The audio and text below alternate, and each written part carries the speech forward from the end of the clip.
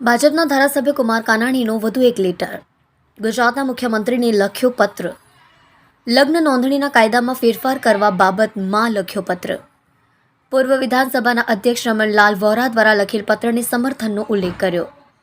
જુઓ રાજેશ મંગલી સાથે Surat express news channel.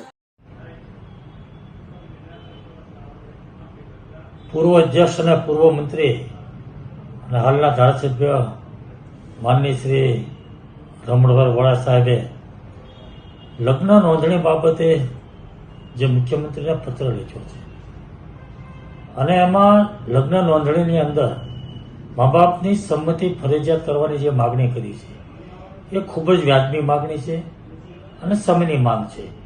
કારણ કે અત્યારે છોકરા છોકરીઓને ખાસ કરીને છોકરીઓ દીકરીઓ ગમે તે વાતમાં આવીને ભોળવાઈને અથવા તો એને ફોસલાવીને જે લોકો એની સાથે લગ્ન કરે છે પછી જેહાદ લવ જેહાદ જેવા બનાવોનો ભોગ બને છે અને એની જિંદગી દુષ્કર બની જાય છે. તો આ માટે ખૂબ જ જરૂરી છે કાયદામાં ફેરફાર કરવો. રમણભાઈ વોરા સાહેબે જે માગણી કરી છે એ વાત સાથે હું બિલકુલ સહમત છું અને સરકારે આમાં ગંભીરતાપૂર્વક આગળ વધીને લગ્ન નોંધણી માટેના કાયદાઓમાં ફેરફાર કરે એવી જે માગણી કરી છે એ સાથે હું સહમત છું અને હું એમને સમર્થન આપું છું.